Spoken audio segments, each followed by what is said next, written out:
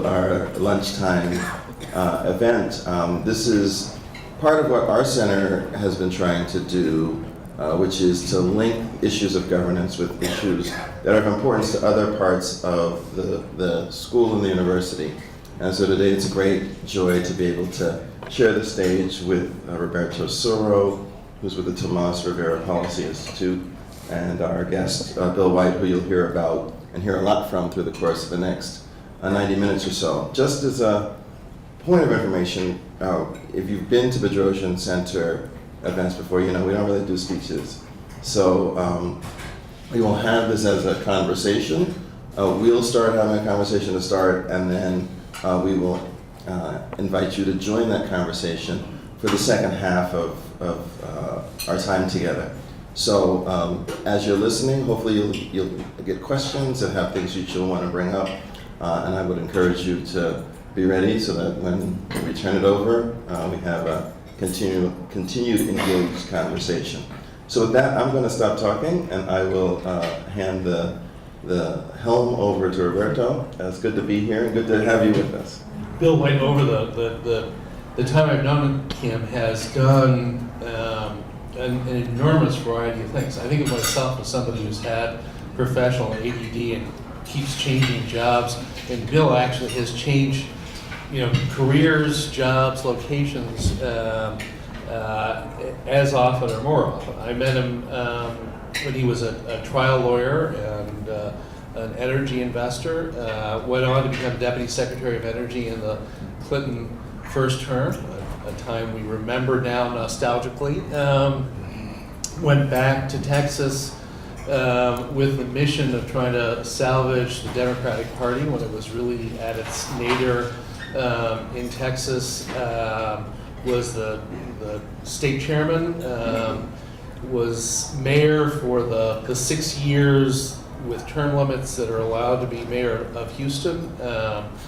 During that time, many of you may recall, Houston became the host for 250,000 refugees from New Orleans after Katrina. Bill won the JFK Profile and Courage Award for his leadership of the city during that period.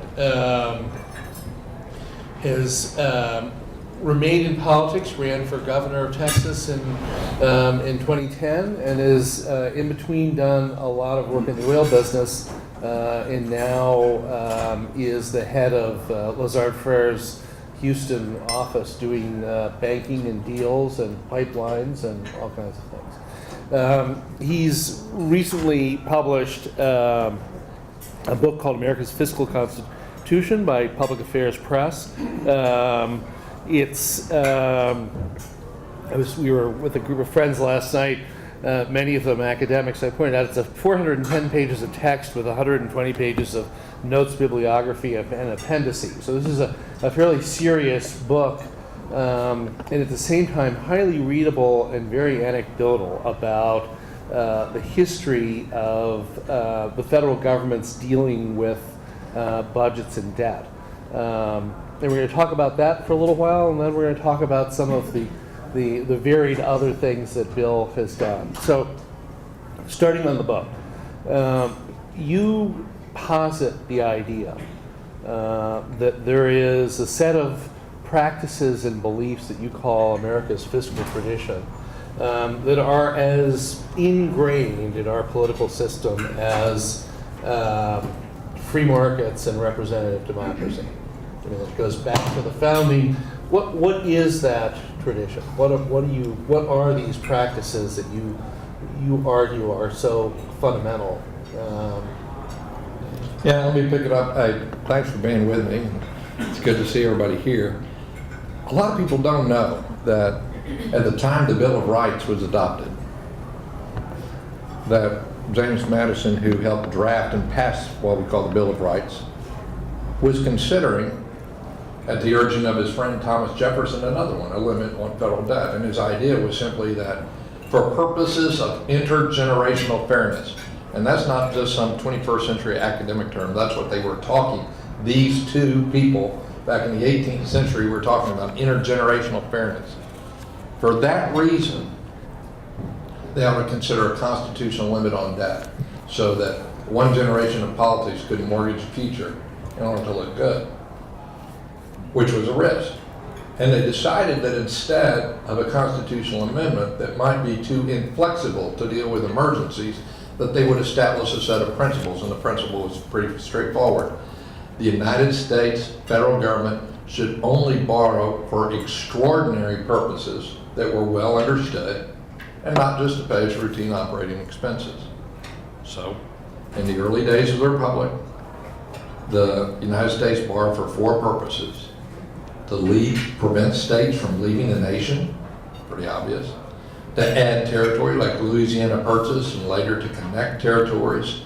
That's one set, like Panama Canal. That would be an example. To wage wars, that was the third extraordinary purpose. And finally, during severe economic downturns, to offset loss in revenues, provide some relief. And throughout most of our nation's history, 180 plus years at least, those were the limits on the use of federal debt. And that was enforced, really, Roberto, by a political consensus that we weren't going to mortgage the future of the country or we'd obtain independence. And now, if you want to read more, there's a little bit more elaboration. There were various budget practices that were also part of this tradition that people adopted, but that's the upshot. So what went wrong? Where did this come from? I was, one reason that I wrote the book is so that I could both understand the answer to that question and explain it to other people. And something shifted in this nation in 2001, and the best sort of visualization is that it's as though there was this link between a spending policy and tax policy in the United States. You can think of it as a chain link or a rope. And there were, it became a little bit more fragile, a little bit more brittle because of the budget practices that I mentioned, and the answer to the last I've been elaborating more, pay-as-you-go budget planning, and use of trust funds to fund programs, and explicit authorizations of debt by Congress, those type of things. Those things, clear counting, those had eroded. And so when you had the so-called, conservative Republicans say that it was better to pay for spending with debt than taxes in 2001, they had a tax policy and a spending policy. Ever since then, there's been a separate tax and spending policy, which are by and large unrelated to each other. And in the past, your spending policy had to be related to tax policy. And finally, I say, never in American history have people enjoyed paying taxes. Never. And the principle of a balanced budget forced people to link the benefit gained from a government program or a war with the cost of that. And when you separate that link, you deprive voters of an important piece of information about the real cost of government. Because all debt does is to disguise that cost. So you locate the break-in tradition very clearly in 2001, very much associated with the presidency of your neighbor and friend from Texas, President Bush. Let me push back on that for a second. So there's a counter argument that goes something like, the federal government hasn't had 3 years in a row of surplus budget since the Great Depression. The 1920s was the last time you had 3 in a row. So that for the last 80 years, there's been a structural change in the nature of government in terms of the national security umbrella, we are no longer an isolationist nation. We have a permanent military that is deployed internationally in a way that was not true before the 1940s. And the federal government has assumed responsibility for a whole series of social and domestic tasks which were not the case before that. We can enumerate length from healthcare more recently to sort of subsidizing certain kinds of housing to transportation, all kinds of things. So that the federal funds deficit has become a structural part of government because there's been a change in the nature of government in the last 80 years. I mean, that would locate the break in tradition at a much earlier time and make it not something political, but something structural. Yeah, well, I think that's a reasonable hypothesis, and so I wanted to test that over time. And what I found was that during the 16 years of the Great Depression in World War II, people were acutely aware of the extraordinary nature of the borrowing and the need to end it immediately after the Depression was over and World War II was over. And to minimize the use of debt while those emergencies were going on. So for example, at the height of World War II, we were financing the same percentage of that entire effort and the rest of the government with taxes as we did the federal government in 2010. In other words, in 2010, we were borrowing the same percentage of the federal budget as we were at the very height of World War II, which is the most massive undertaking any nation has ever undertaken in relation to our nation's undertaken in relationship to its GDP. Immediately after World War II, there was a bipartisan consensus that was so strong that it was you didn't even have to articulate it, which is we're going to go cold turkey and just balance the budget immediately and start paying down this debt from the last 16 years. And roughly for the next 20 years, they weren't able to pay down the debt. And by the way, surpluses have never been part of the American fiscal tradition.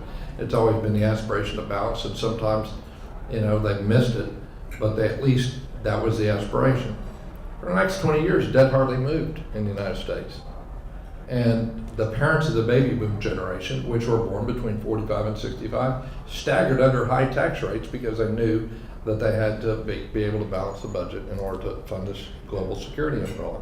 Then you had the war in Vietnam and the severe recession of '74 that sort of accounts for much of the deficit until the 1980s, and you get to the Reagan administration.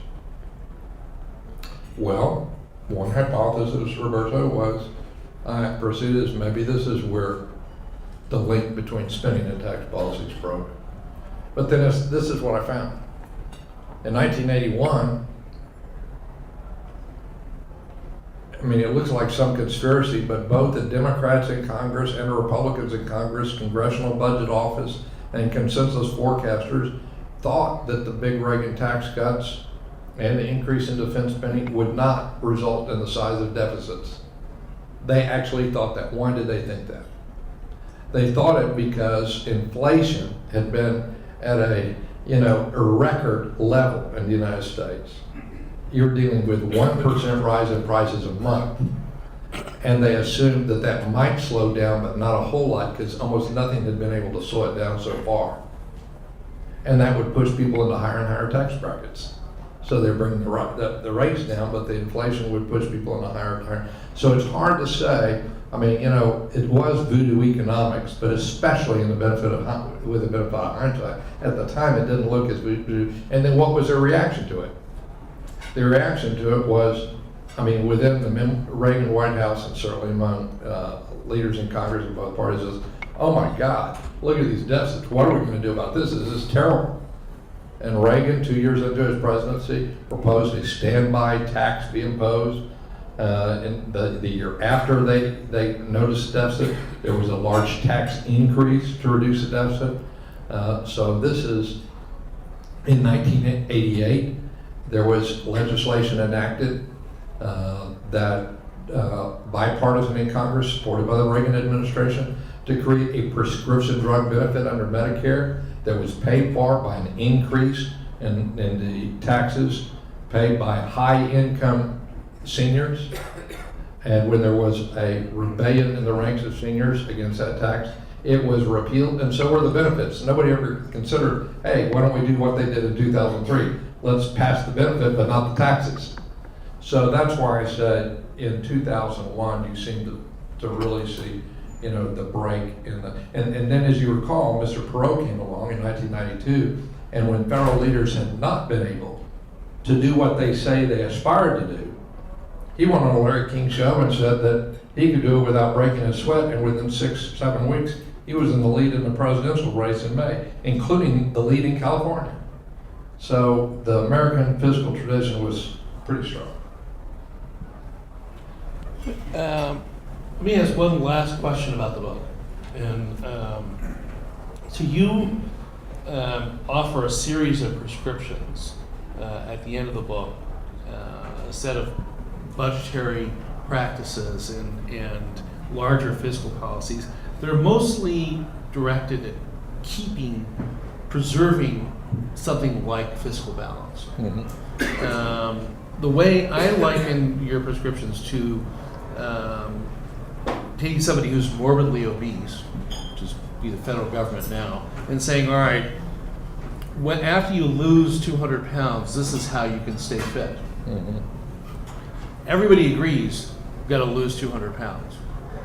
How do you get from here to the point where you can put those practices in place when you've got to reduce the deficit by by your prescription, 6, 7, 8, 9% of GDP to Mm-hmm. get within striking distance of a balance? Is it how much do you raise taxes? What do you cut in spending, or is there something else? Well, I'd say several percent of GDP, probably it wasn't 7, 8, 9% GDP.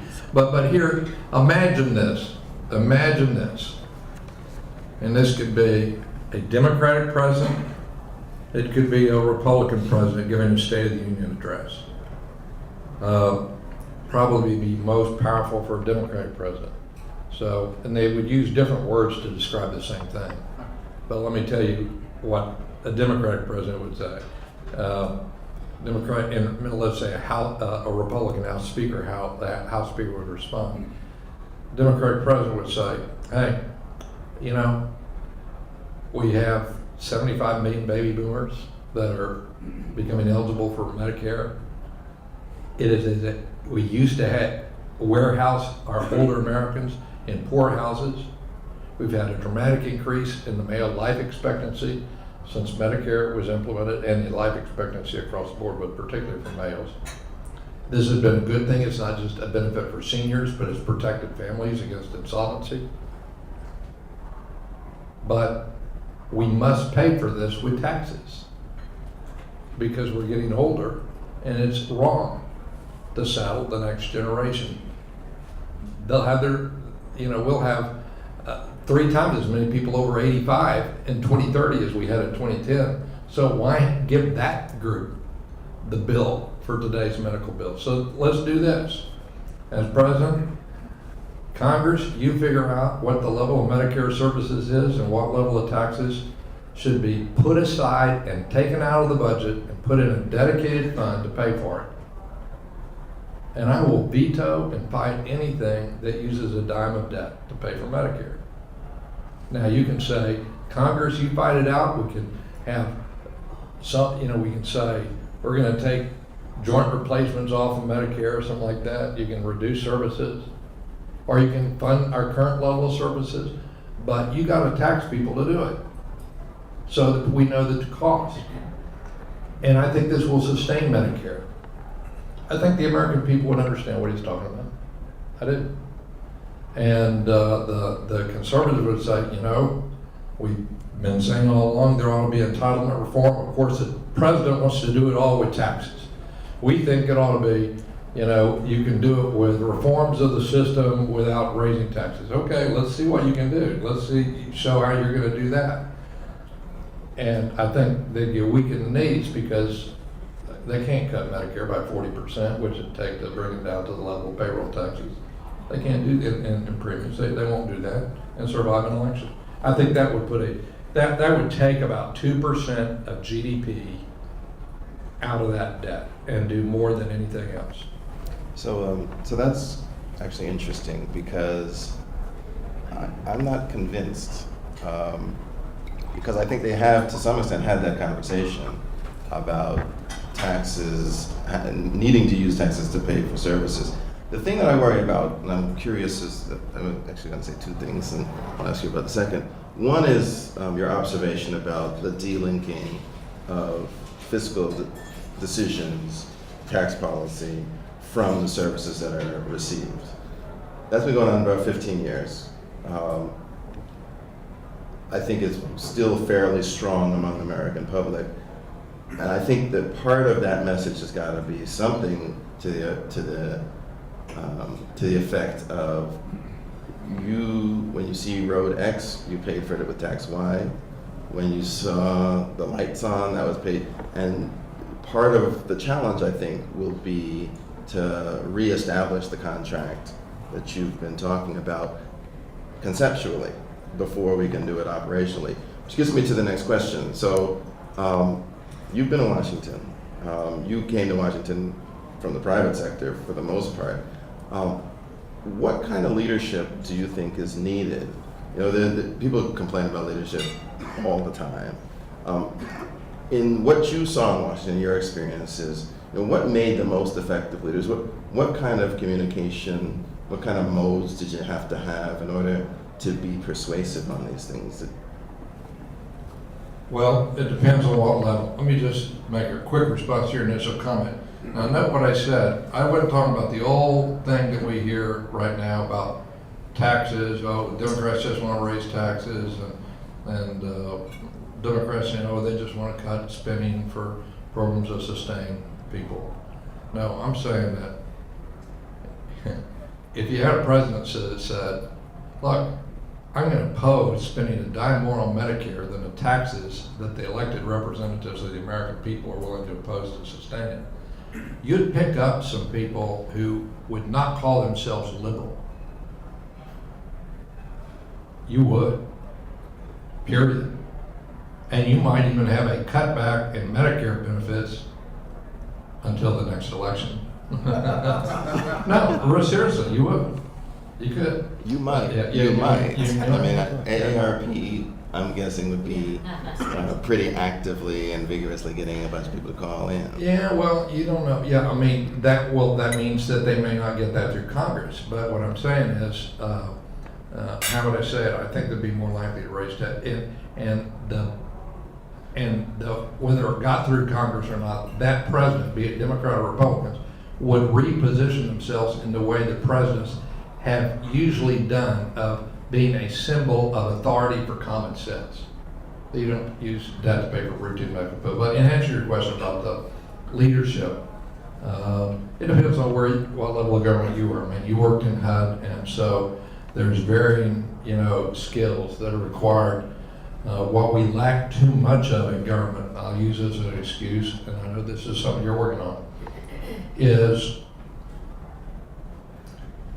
maybe how to say it, but one of the reasons that Americans are sometimes skeptical of the effectiveness of government is that you have many people in senior positions that have never in their life effectively managed large organizations. And so,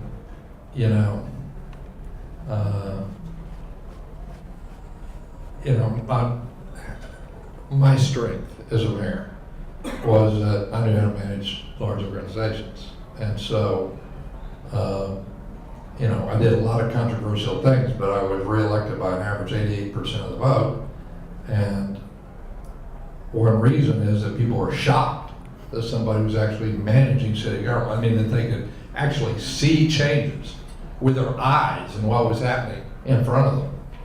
And so that sort of, and we treated it as a management, and we did far-reaching public employee pension reforms before the issue was on the national radar screen. And I explained to the people that we ought to pay people more to work and less not to work. And people got that. And so I would say for those who are interested in students on public policy or public affairs that come to council with me, I say make sure you have a specialized skill or knowledge in something, whether it be finance, accounting, in your area of housing. Know the economics of housing. That is, go work for a home builder and an apartment builder for a while. Or be a real quick study and have people surround yourself who have been there and done that. And then finally, the average turnover of a presidential appointee like you or I was in the 1990s, from the 1990s on back 30 years prior, I'm not current on this, but it was 2.5 years. Well, if you have turnover every 2.5 years, you're not going to be able to manage very effectively an organization. But that's what we have in the federal government office. And it's actually less than that now. It's somewhere between 18 and 24 months today.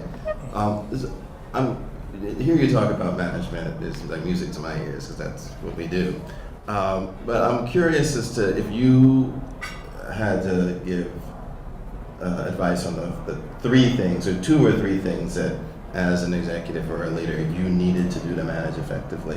What would you say those are? Like when you start thinking about this, what's your approach?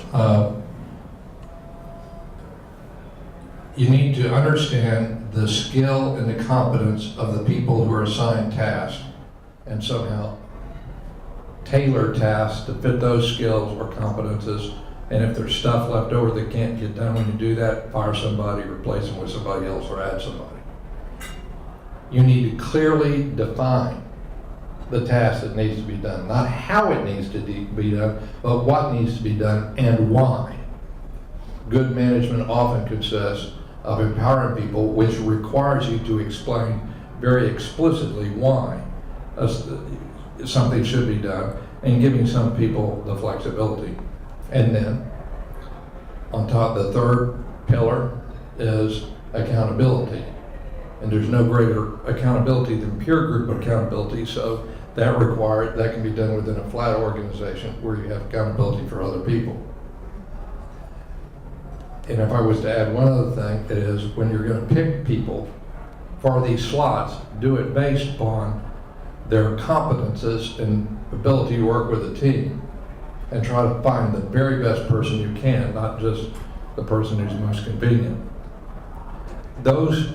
What I just articulated, you can find in private sector management courses, but if you want to see somebody who did it, a good example of how it applies to public leadership, there's a small book called Winston Churchill's Wartime Leadership by Martin Gilbert. And the guy was eccentric, and he was, not everybody's cup of tea, but there were a couple of years there. In 1940, especially 1940, 1942, 43, where the man was hitting on all cylinders. Clear delegation, recruiting good people, holding people accountable, and it was a wonder to behold. You want to tell us that book again? I want to write it down. Yeah, no, it was, see, I'm here plugging my book. I shouldn't be plugging that. But it was Martin Gilbert's. It's about 120 pages. It's called Winston Churchill's Wartime Leadership. And, in addition to the four things that I mentioned, he adds that a good leader clearly and repeatedly articulates the common goal. But why I didn't lead with that is people think that leadership consists of giving a speech or clearly articulating a direction. That's nonsense. That's just one of the elements of leadership. Clearly defining the task, and to be able to clearly define the task, this is a big flaw in government. Why Churchill was able to clearly define the task, where Jack Welch was able to clearly define the task at GE, where Steve Jobs was able to clearly define the task at Apple, is he knew what he was doing. And Churchill had just spent 40 years of his adult life in government. So he knew basically the business of government. That's what he was able to do, to clearly define the task. So I want to now go to one of your biggest management successes, the ones you received national acclaim for, which is Hurricane Katrina and the response. So tell us about how that went down. Did President Bush call you and say, we're sending a bunch of people to Houston, figure something out? Or because it was crisis mode.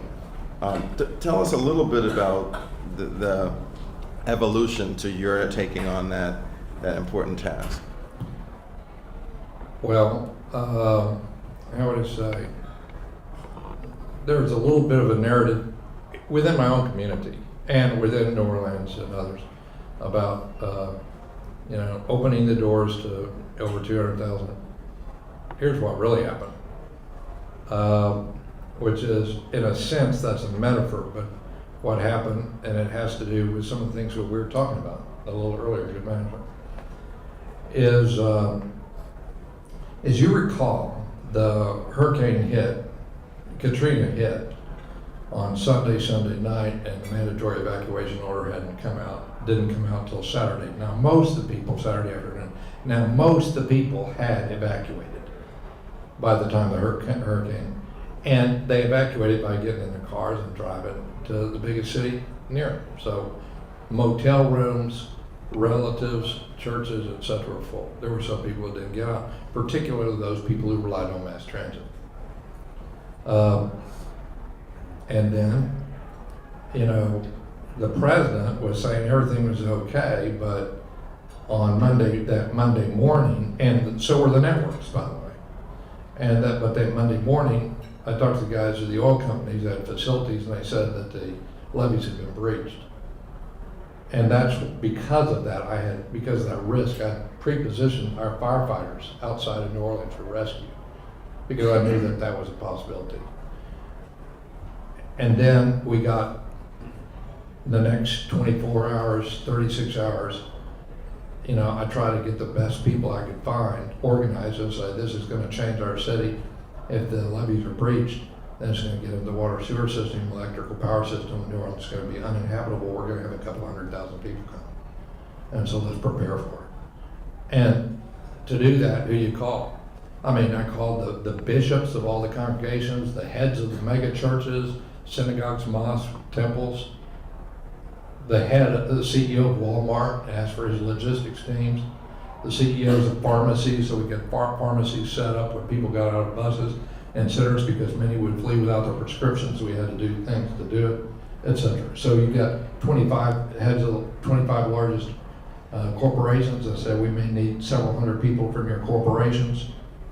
And then for the great thing was the faith community, because then you could say, we need about 80,000 volunteers, and several tens of thousands are going to have to be skilled. So like trucking, warehouse management, find them in your congregations. Now is the time for you, whatever your faith tradition, to live your faith. And they did it. So in terms of Katrina, what would you say is the thing that surprised you the most?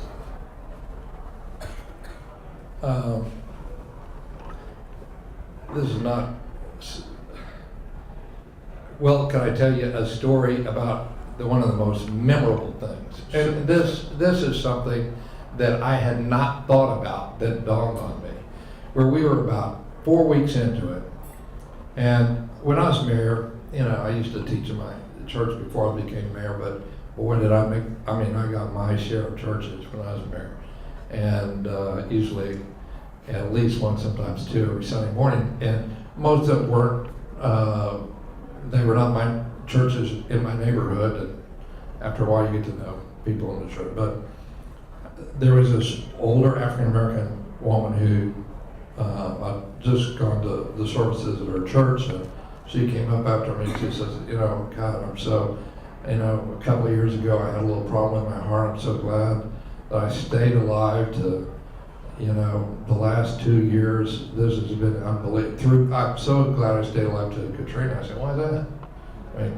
She said, well, look, I know that what Dr. King did and the Civil Rights Act and all that, but I never thought in my lifetime or my children's lifetime I would see people change attitudes. It's easy to change the law, but you can't change an attitude.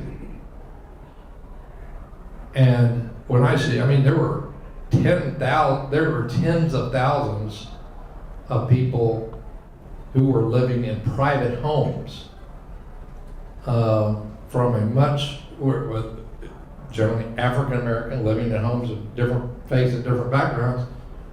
And people, you know, were taking great joy in the fact that they were being able to give a source of refuge.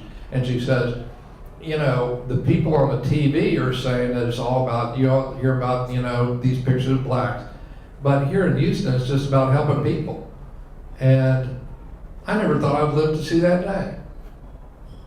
And that is and it really changed our community because it changed the perception of our ethnic relations within the community when that happened.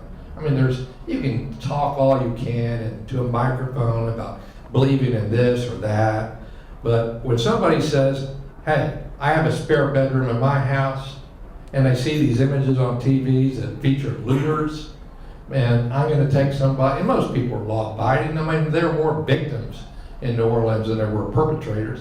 And I'm going to take somebody and put them in the back bedroom in my house until we can find an apartment and feed them. Hey, that's action.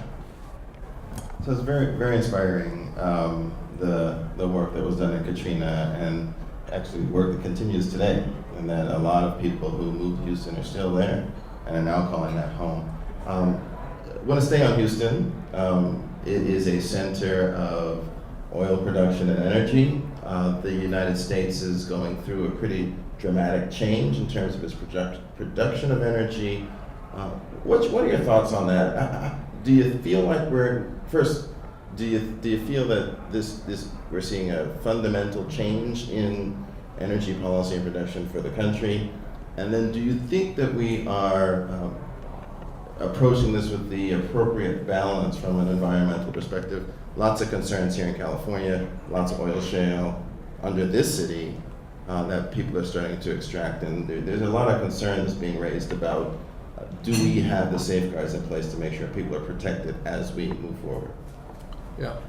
First, I'd say that I'm sort of, just as one individual, a little bit disappointed that the science of climate change has been so politicized that you would have the last presidential campaign, a major party nominee, deride a concern. It was a laughing line at one of the conventions when when Romney talked about, people being worried about rising ocean levels. Well, if ocean levels are going to rise, that's a pretty good thing to be worried about, if you ask me. And so I think it's legitimate concern. And there's three things that the United States can do to do its bit. One is use less fuel per vehicle mile traveled. The second is to use less energy per square foot occupied. And the third is to substitute natural gas and renewable energy for coal. If you do those three things, you'll reduce our carbon emissions. If you don't, you won't. That's as simple as that. And the natural gas, boom in natural gas production has contributed and is largely responsible for the fact that the United States has now reduced its greenhouse gas emissions to a level below the level that were scheduled, that Waxman Markey set for 2020, using the same measures that the Waxman Markey bill did. So that has been good. Next point is, do we need to do more to reduce carbon emissions? Yes, I've identified 3 strategies to do it. And then finally, some of the dangers of fracking or the Keystone Pipeline have been exaggerated by people who have another agenda. And I mean, I'm an environmentalist. I sued the refineries and petrochemical firms in Houston. We dramatically reduced emissions. The city of Houston grew faster than LA when I was mayor. And we cut the energy consumption of the city by 7% when I was mayor. we were a far larger purchaser of renewable energy in the city of Houston when I was mayor than LA or San Francisco or any other big city or state or federal agency in the United States. Just so you know where I'm coming from. But, you know, I would say it's a whole lot safer to transport oil by pipeline than by rail car, by tanker. That's just a fact. So you don't have any concerns? We should definitely do Keystone. No, but you ought to have good, strict regulations of fracking. And those, by and large, exist. And by and large, the industry, I know this, the industry, anything that you would do that would allow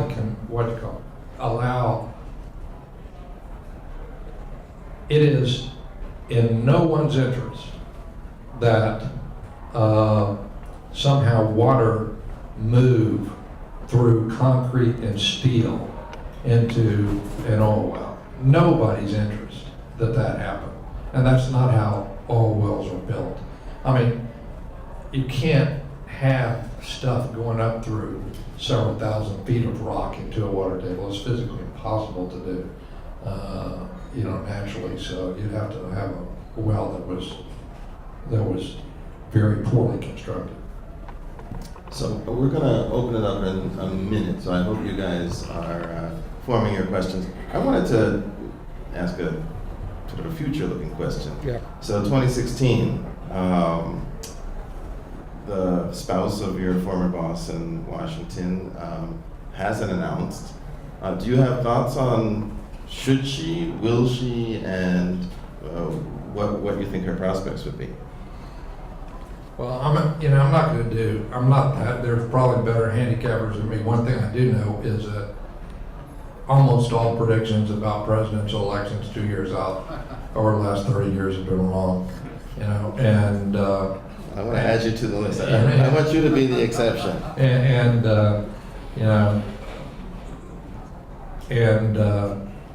I would say that there is a consensus of a lot of people within her party that she would be a very formidable candidate. And moreover, I would say that one of her weaknesses, there's a cyclicality in politics. And when when then Senator Obama ran, he would always say, it's time for the United States to turn the page.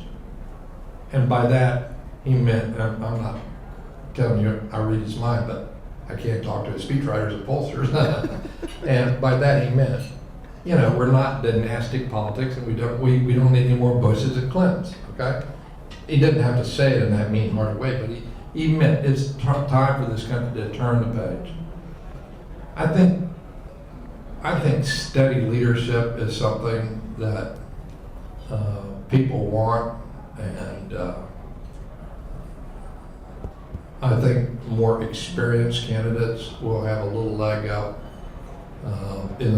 as a Democrat. And then I think on the Republican side, I think that keep an eye on the Republicans will nominate an outsider or somebody who positions themselves as an outsider, whoever that may be. It'll be somebody like a Rand Paul or whoever is able to get that populist backlash in the Republican. Thank you, Mayor. Are you an advocate for a balanced budget amendment to the U.S. Constitution? No, and I sort of thought I would be. But the reason is that one thing I back tested. What if we'd had it from the outset? What would have happened in American history? How would these things have turned out? And I have a little bit of that in the book. I cut out, but mostly it was most formulations of the balanced budget amendment have sort of an out for emergencies, and the way they do it is requiring a supermajority vote. But when you think about it, requiring a supermajority vote may actually increase the deficit. If you have one group of people who won't vote for a budget with any deficit unless there's lower revenues, and another who won't do it unless it has higher spending, then you may wind up with a bigger deficit. And finally, anything that, you know, like the Southern Bloc that blocked civil rights legislation, they would use other things as bargaining chips to get what they wanted. So merely saying, we're going to make it so you've got to have a supermajority vote in order to do it in an emergency would give a minority extraordinary power over the federal government. I would much rather have good congressional procedures and processes, because you're going to have those anyway. You can't have a constitutional amendment. I mean, it's not self-enforcing. So if debt is ultimately a moral question with these intergenerational implications, how do you grapple with other moral questions with regards to spending on things like foreign aid? Because I know that's an easy target often for people saying, foreign aid, yeah, we're doing a cost-benefit analysis, but we should deal with problems here at home. And I find those questions to be similar, although since they happen right now, to questions about intergenerational, dealing with the here and the now. How do you grapple with moral questions like that? Yes, and you know, and moral questions of, well, what if they cut this or what if they cut that, you know? So the way I look at it is the people who are political leaders should have the burden of explaining to the American public why something is worthwhile. If you do that, it strengthens a constituency. If you don't do that, it won't be strong. And if the people don't want to do it, and you can't get a consensus to pay taxes, or at least a majority, vote on how to fund it with taxes, then you shouldn't do it. And you could say, well, you or I may disagree with the outcome. Well, we do live in a democracy, after all, and one person's opinion shouldn't trump somebody else.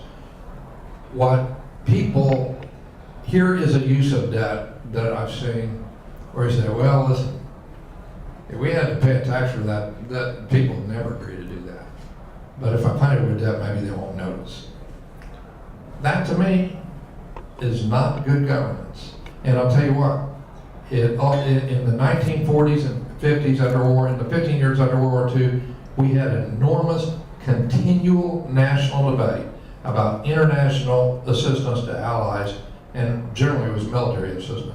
It was it was a constant battle, because on every poll for, you know, since the end of World War II, Americans say if you want to ask them what they want to cut, they want to cut foreign aid. Okay, that comes up at the top. But public leaders had to go out and explain to people why this was in our interest. That's a healthy process. One of the things that I think is interesting with your cyclical process of basically expansion through like military spending and then into more of this deficit watching, those periods of times that you cited were often periods of economic expansion. So why is it that, was it just serendipity that these economic periods of expansion were tied to people wanting to cut the debt? Or was it more that this was politically viable and that they just seized the opportunity and used it as a frame? This is a very broad statement, but I am unpersuaded by the economic evidence that, you know, a debt of 0, 1, 2, 3%, 4% of GDP, or a surplus of 1, 2% of GDP, and something in that range, is a real long-term determinant of economic growth. Period. End of story. Okay? And that macroeconomists tend to exaggerate the significance of that because, of course, that's what they can contribute. I mean, they can't. Here's what determines economic growth. Growth in working age population, growth in working age times the percentage of those seeking work times employment, times, you know, the percentage that's unemployed. And plus the growth in that year to year, plus the growth in productivity per worker. When you have a growing workforce that has growing productivity, you tend to have a growing economy. And the important lesson for today is that because of the, it's even more a problem in Europe and in Japan and Korea, by the way, much more a problem. But if you have a flat, no growth in the working age population, or no growth in the working age population seeking work, if you have that, then if you're increasing debt, those people are going to have a harder and harder burden of servicing that debt. That's a lot of what's happening in the Mediterranean Rim right now. That should be a warning to us. It also should be a signal, these things are related. A heavily indebted nation should want to grow. And if it's not, doesn't have a good and an aging population, ought to grow. So it is economically rational for us to have an immigration policy that increases the size of the workforce of our country. This is a matter of math. It's obvious. I did want to jump in just on the why do places grow, because I do think that you got to the productivity per worker piece, which is extremely important. The reason why I think economists are concerned in terms of government debt is because you become more productive when you find new ways of producing things and new goods to produce. That requires investment, and if you have to pay on your debt, then you can't use that money to invest. And so there's a link between your ability to invest. I was talking to someone just yesterday how we as a country have, to a large extent, withdrawn from doing basic research, which drives things like the internet, the microwave, all these things that we now use and derive tremendous value and productivity out of. If the government is focused on other things, it can facilitate those, and that's an important piece. I agree with you on the immigration thing. I think that and immigration for two reasons. One part of the immigration discussion is one that we talk about too much, in my view, which is what's going on the border. The other one is what happens with all the skilled immigrants that we have that are now going other places and being productive there. And we're training our own competitors in a way that I think doesn't serve us in the long run. Federal government had surplus during the Clinton administration, I believe also during the Cleveland administration in the 1800s. They had a surplus, but there was still a huge government debt. And then as soon as their successor came along, they quickly put a tax cut and they got rid of the surplus. And I think is that partially the problem is that Americans aren't accustomed to having this government surplus that could pay it off. The Clinton surplus was supposed to pay off the debt. Yeah, I mean, I really, to tell you the truth, there's nothing like, the lessons you can derive from history is that you don't know how people are going to react to a surplus, and people generally don't like it, so and if you're going to use a surplus to pay off debt, like after the Civil War, there's somebody who they say, hey, listen, we need to run surpluses now, because while people's memory of the war and the cost of that war are fresh, we can say, hey, we got to finish the job. You left, your father, your son, your grandfather on the field of battle to preserve this country. We got to preserve this country's balance sheet too. We're going to have to finish the job that they started by paying down the debt. But in general, people don't like surpluses. Then they want to find a way to spend it or have tax reductions. Good day, gentlemen. I have heard Dr. Bosnick speak on several occasions, and he emphasizes the concept of imbalance.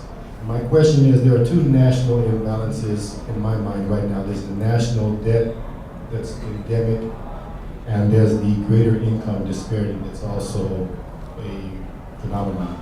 How do you reconcile those two, or do you? Is there any connection in your mind? I hope it's not too broad of a question. No, it's not a broad question. It's a great question. And the answer I would give you is no, that there is not a connection. And the reason I say that and so say that so emphatically, is that, could I take, like in 2007, you pulled Democrats, and Democrats were even more worried about the deficit than Republicans. And today, it's the opposite. And why? Can you guess? And they were identifying with George W. Bush, and Democrats identify with Barack Obama. Does that change whether deficit is good or bad? No. So, how I say, I've been thinking, if anything, significant government borrowing year to year to pay for ongoing operating expenses, I think contributes to income disparity. And what it does is it absorbs savings. And one thing that's happening is that people who can make money from investments are doing better and better. And when you look at what's happened to asset values, this is one reason 2007 to now you've seen such a widening disparity in income, because people who have money, if you can borrow money at low interest rates and invest it and get the spread, then that's great. You're in great shape. If you don't have money to invest, you're in worse shape. So, but by and large, the two are not related. Well, what are the argument, you might say? That, well, we have to invest in infrastructure and education to close the opportunity. Yeah, I agree. You just shouldn't borrow to do it. Shouldn't borrow to do it. If you're going to do it every year, why borrow and take money that you could be used in the future to do it with interest? You look at the book, by the way, which is now on sale out on the balcony, is worth the price solely for the tables and appendices and incredible apple-to-apple comparisons of federal spending in the economy, which over looking back over 200 years, which are really quite extraordinary. But one of the very compelling illustrations that you have is looking at revenue and spending starting from 2000, when the economy was at its peak of the last great cycle and the budget ran in surplus. You can see the widening gap of spending and revenues. In the early 2000s, and it starts to narrow in 2005 and 2006, when after the recession of 2001, when the business cycle was picking up, and you see then still a cyclical effect that then comes to a crashing halt in 2007, as did all of human life. Right? The world as we know it, or knew it, ended. And we now know 7 years later it's not going back anytime soon. So my question is, how much of this phenomena really, how much of it is cyclical? I mean, how much of it we're talking about an extreme situation now, in part because the machine worked as it had in the past, that in a down cycle, the gap between spending and revenue increased as a purely a cyclical effect, right? Not political, not structural. It happened every other time since 1793, right? We just are in a very bizarre circumstance now where we're 7 years out into a business cycle that people are now saying we've only got another year or two to run. And for most people, they never saw this. And they're saying, which upcycle are you talking about? And the federal government didn't see an upcycle. Mm-hmm. So how much of the effect is cyclical, and what happens if in fact the predictions are right that we've got 2 years to run before there's another major correction? Great question, and let me suggest that the comments by and I like economics. I read economic articles run by economists. Now I'm gonna say something I hope I don't. Go ahead, go But there is something where if you look from the top down, you don't look at from the bottom up, and here's the bottom up. First of all, the recession, the downturn, and sort of after 2001, 2000 was not that severe, right? It was not that severe. Since about World War I, there's been this disparate, with the possible exception of 1954, 49, there has been a lag between recovery of national income and job growth, and it's gotten worse and worse with the specialization of the economy. It's related to your issue. You have a global economy, specialization, labor, greater disparity, so now you're competing with people from all over the world. And today, now here's a direct answer to your question, 2014, national income is at an all-time high. We are borrowing 30 cents out of every dollar in the federal funds budget. That's the federal budget apart from things fully funded by trust funds. Okay? So what is the cyclical effect? Now here's from the bottoms up. The bottoms up is, in the next 5 or 6 years, interest rates, according to CBO, the interest expense of the federal government is projected to more than double. 8 or 9 years, triple, almost triple.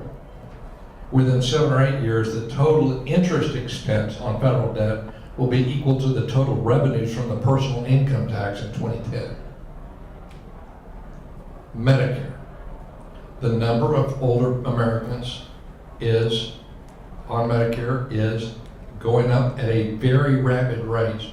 And even if we keep, as we've had the last couple of years, the increase in per capita spending on Medicare at an all-time low rate, or almost all-time low rate, the absolute spending on Medicare is going to grow faster than the economy as a whole. So if you have both the interest expense, so Roberto, one way to say the problem is now, we have 2 huge categories of federal expense that are growing much faster than national income.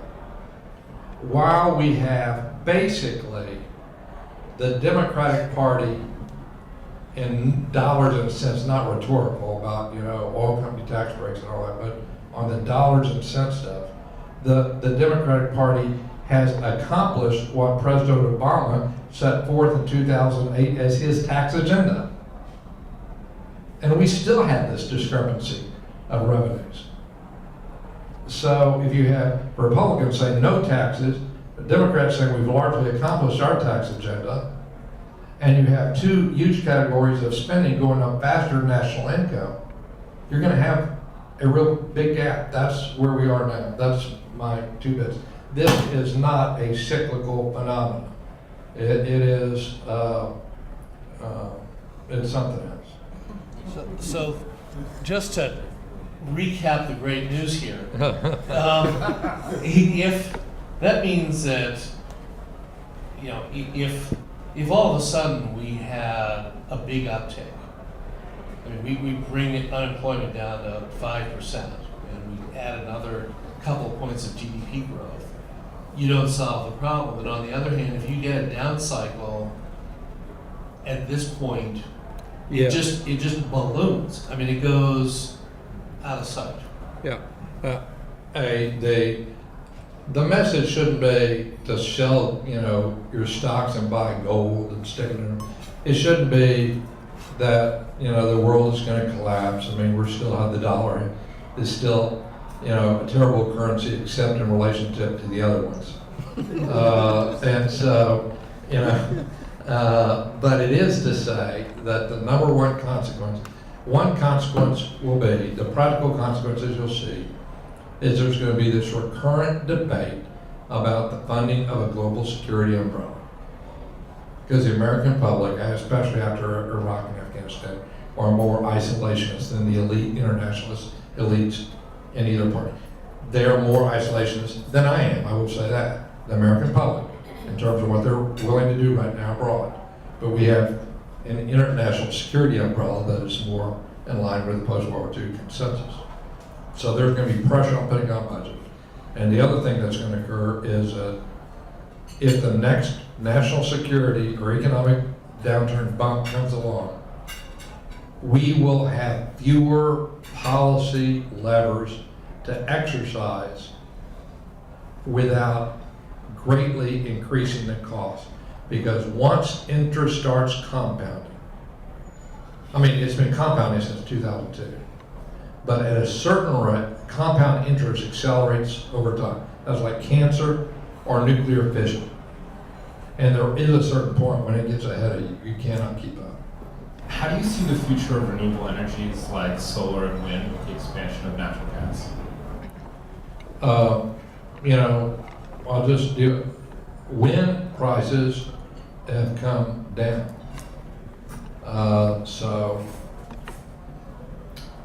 With the tax credits. I mean, you know, there is, look, I'm for it. I'm not against it. Somebody says that we do, you know, we don't give renewables tax credit, and you get tax breaks in oil and gas companies. That's nonsense. I mean, whoever says that is not telling you the truth. We subsidize renewables, we ought to. But wind is very costly. But the problem with wind is it doesn't blow, you know, more than 17 miles an hour on average in a lot of places. And where it does, there's transmission constraints. And if you build that into the cost of wind, that brings it up. But wind is still going pretty strong. I mean, people don't use electricity based on how the wind is blowing in North Dakota or North Texas, so you have to supplement with some other things. But it's picking up speed, and now it's more economical than it's ever been. Solar is more economical than it's ever been. And so, but there are limits. It's still not cost competitive to others, to some other things. There still requires some subsidies, but I think you're going to see more and more rooftop solars. Utility scale solar, I think, is probably, as a progressive person, I believe in a sustainable, affordable, secure energy supply. And some who are in the environmental movement do not put the same value on affordability as I do. And maybe it's just where I grew up, but people struggling to get by, if you increase their utility bills, or if you try to disguise some of the costs through subsidies. And if you, and you know, there's a limited pot of money, so if you subsidize something, then that means that you may be able to spend less money on basic research or higher education or something else.